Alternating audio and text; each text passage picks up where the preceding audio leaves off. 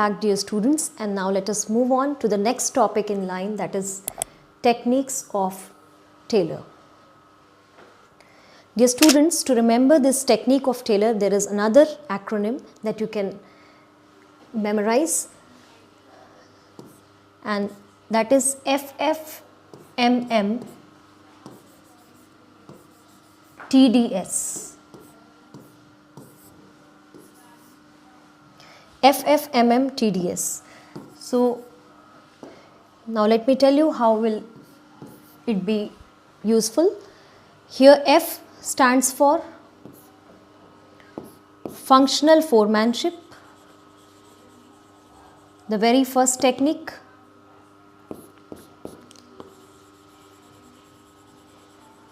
Then another F standing for fatigue study.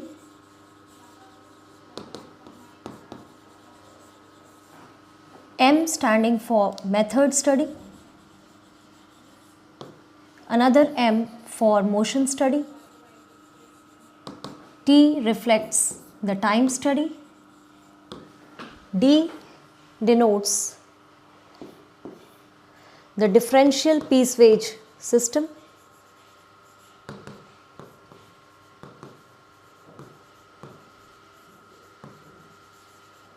And S denoting the standardization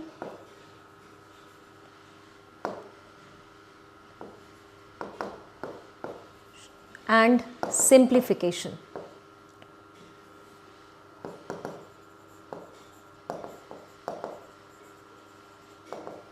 So just remember, students, whenever you are talking about the techniques of scientific management, you have got 7 techniques in total as mentioned in your book. And with this short story FMTDS, because this is all related to financial management, FM, that is finance manager, or you can call it finance management, and TDS, tax deducted at source. So with this acronym you can learn the 7 techniques of Taylor of scientific management, and this is the graph for that. Combinedly, if we call all these 7 studies, they are said to be, all these 7 studies are called by one term called work study. So this word also you must remember, though there is no separate note on this in NCERT, but combinedly we call it work study. So dear learners, let's see what NCERT has to reflect on this particular point of technique of scientific management as given on page number 47. When we see, the very first topic that comes here is F with functional foremanship, and here the Taylor has given a clear-cut flowchart of managers and activities under the 2 departments, main departments, that are planning and production. So whenever you start explaining functional foremanship, always start with the 2 departments as PP, planning and production, and under each department there are 4 foremen, totaling the number of workforce to be 8. So you can remember these 2 departments as PP, and under each P you have different words to remember. One is dirt and the other is surgery. Now see how it's connected. D represents disciplinarian, I represents instruction card clerk, R represents the route clerk, and T represents the time and cost clerk. Similarly here surgery, S represents speed boss, I represents inspector, R represents repair boss, and G represents the gang boss. So whenever you get this, always remember dirt, surgery under PP. Now let us see quickly that what functions do they perform. Taylor has said that in order to improve the performance and the roles at the factory level, or we call it at the shop floor level, these functional foremanship technique was given, where factory manager is either in charge of planning department or the production department.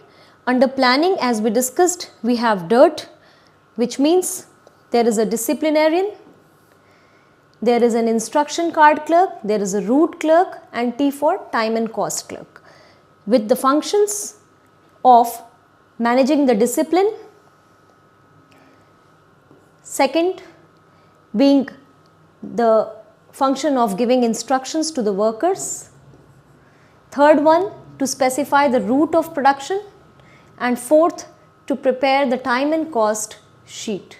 So these are the different foremen under planning department. If we talk about the production in charges, they are Surgi with S representing the speed boss, I inspector, R repair boss, and G gang boss, with the following four functions.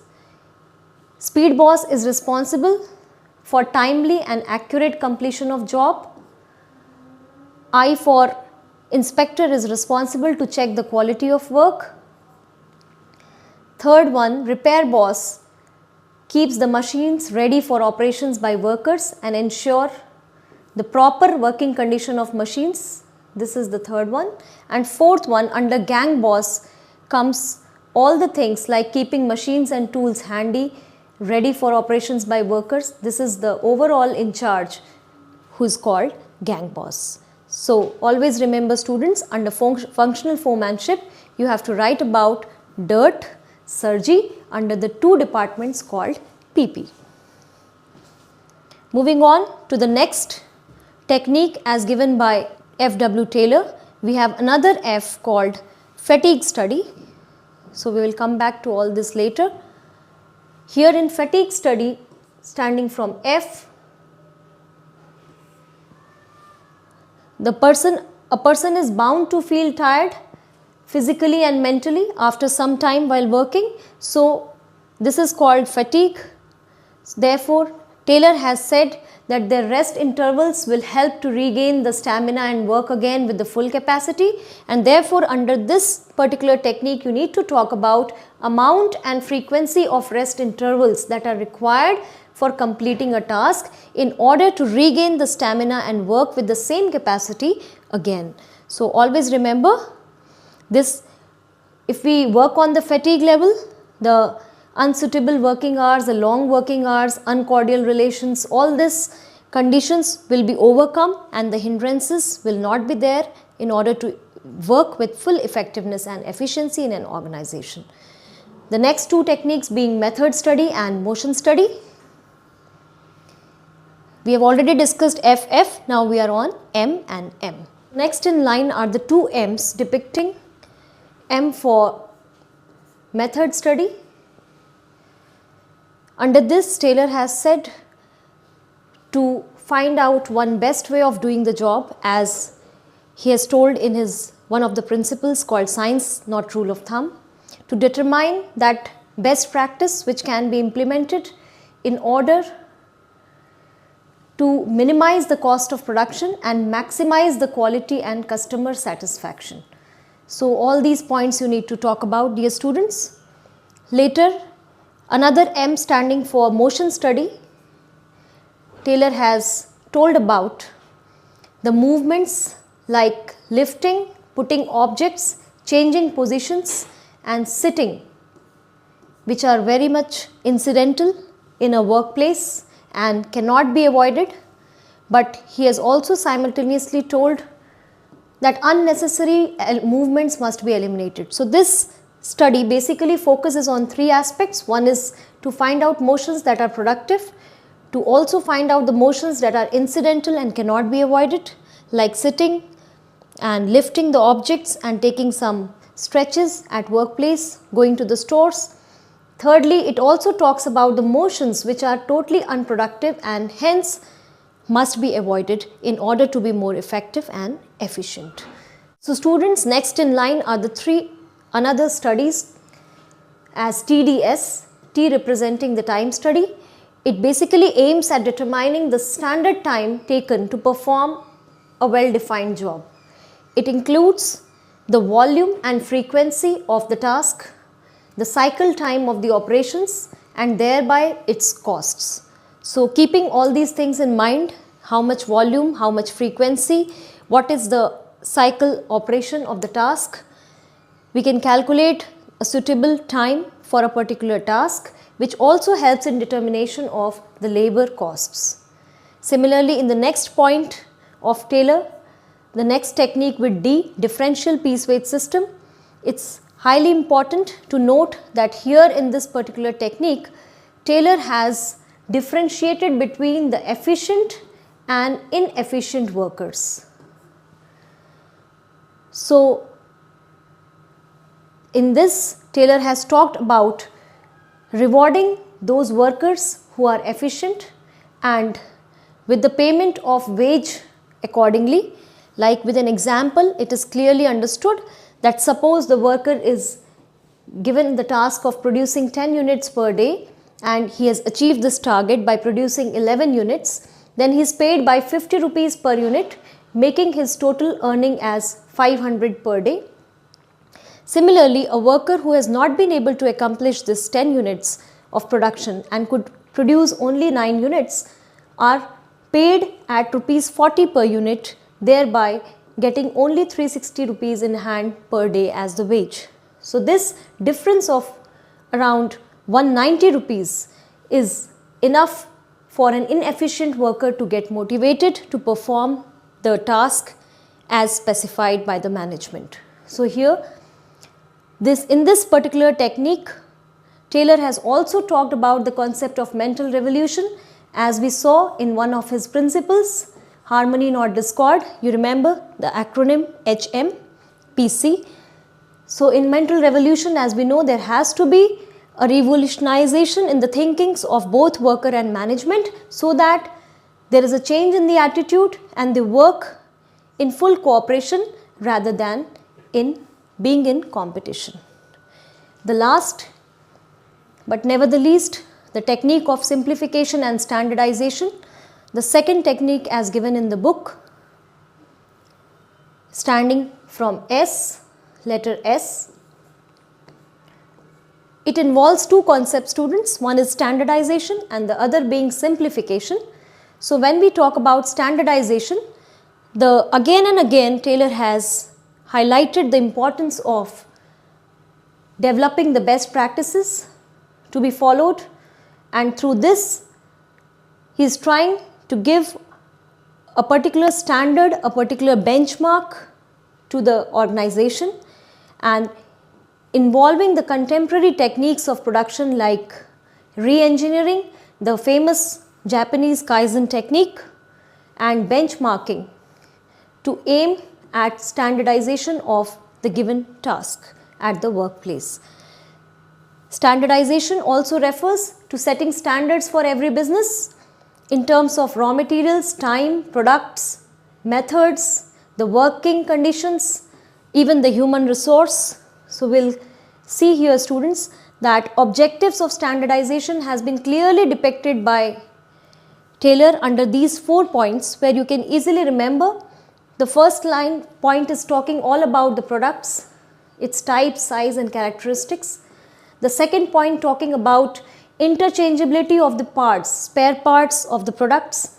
The third point talking about quality and excellence, and the fourth point talking about the human resource excellence to standards of performance by men and women in the organization and the machines as well. So, the 4 points under standardization you must remember clearly. Similarly, under simplification you can write just 2-3 lines regarding elimination of varieties, sizes and dimensions, which results in savings of cost of labor, machines and tools.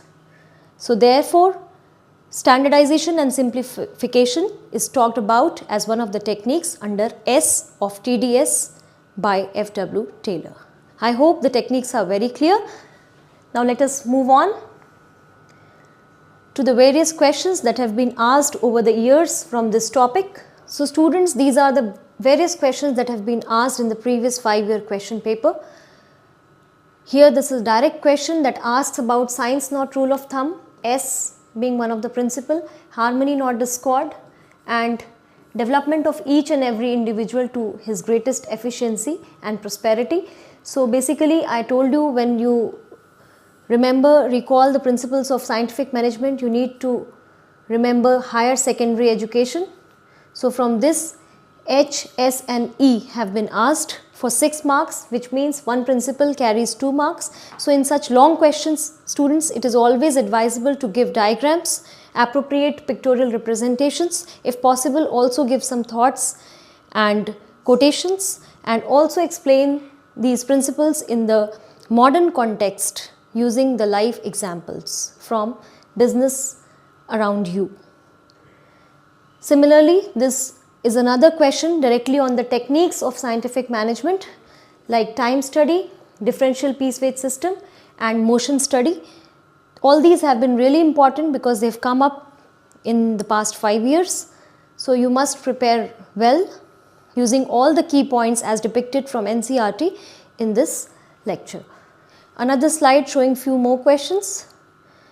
This is also about the techniques of scientific management as given by Taylor that helps in determination of the number of workers to be employed. This just a few minutes back we have discussed that this number is assigned under the technique called time study.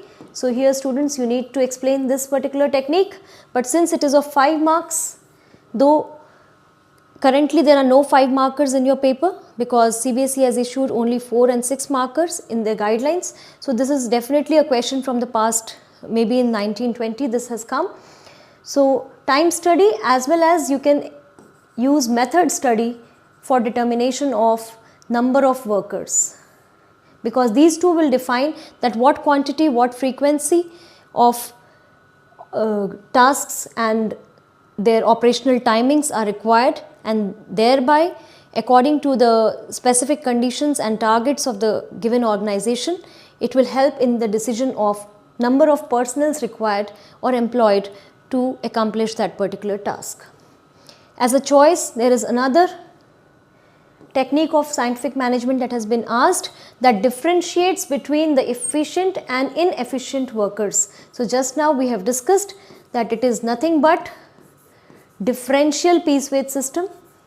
In the name itself it is very clear that this is a technique to differ the categories of workers by deciding the piece wages that they produce.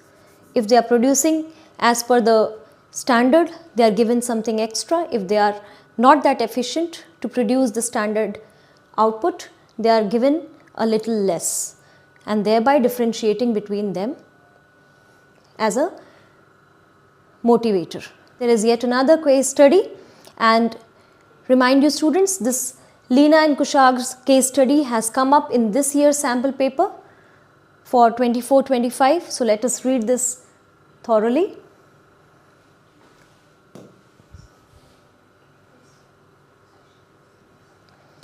As it is a case study, we will start from the last line first. On the basis of understanding of concepts of scientific management. So as soon as you see this word scientific management, your concentration should come on the second chapter of NCERT, and with the word scientific, it's none other than Taylor. Identify and explain the techniques. So the question is asking about the techniques of Taylor used by Lina and Kushagra to improve the performance of employees. So something related to improving the performance of the organization and its employees. Let us read it in detail now. Lina has been appointed as operations manager in a small trading company dealing in garments with growing online sales. The company has recently rented space in warehouse to store the garments and mail out orders. So it is a growing company who has recently rented a warehouse, and in order to take over the responsibilities of order fulfillment, Lina promotes an associate called Kushagra who is working on the post of inventory and order fulfillment supervisor. So Kushagra is a supervisor, we can call him an operational level worker. Kushagra has been given the task to assess whether it is best to process orders as they come in or accumulate and process them in batches. So there are two options given to Kushagra, that whether the order fulfillment is to done on net basis 1-to-1 or it is to be done in batches in a gross manner. So he concludes that accumulating and then processing in batches is the best technique. So one best way of doing the things is being talked about. So you can clearly refer to the study of method, one best possible manner, in order to minimize cost and maximize the customer satisfaction. Similarly, Leena also finds that standard time taken for the placement of order to the delivery of garments for a batch is of 100 pieces is 72 hours. So something has also been talked about time here, and thereby determining the labor cost. So the two techniques that are clearly defined in this case study, one by finding the best method, we can say it is method study, and second one by calculation of time, we can call it to be time study. So these two studies you need to talk in detail in points with we can allot around 3 marks per technique, and thereby making this question of 6 marker. And here you are also supposed to give relevant diagrams and pictures and always explain in points. Also, wherever possible, talk about the latest techniques and methods that are used. And to give you a brief insight on this, let me take you back to NCERT, where Taylor has also talked about the latest techniques in the world of business as lean manufacturing. You see, these words have been given in caps lock in NCERT, and hence they are assumed to be most important. You can give them as a recent example. F.W. Taylor, very successful, and his techniques are also used in manufacturing of Model T car, where the concept of lean manufacturing is in use. With lean manufacturing, students, it is meant that all the wastages have to be reduced, which do not lead to productive work and which also do not account for customer satisfaction. So lean manufacturing is basically thinning the area of manufacturing by reducing the wastages to the maximum possible extent. And here the use of robotics and computers in modern days have also been talked about. Likewise, we have also discussed the concept of benchmarking earlier.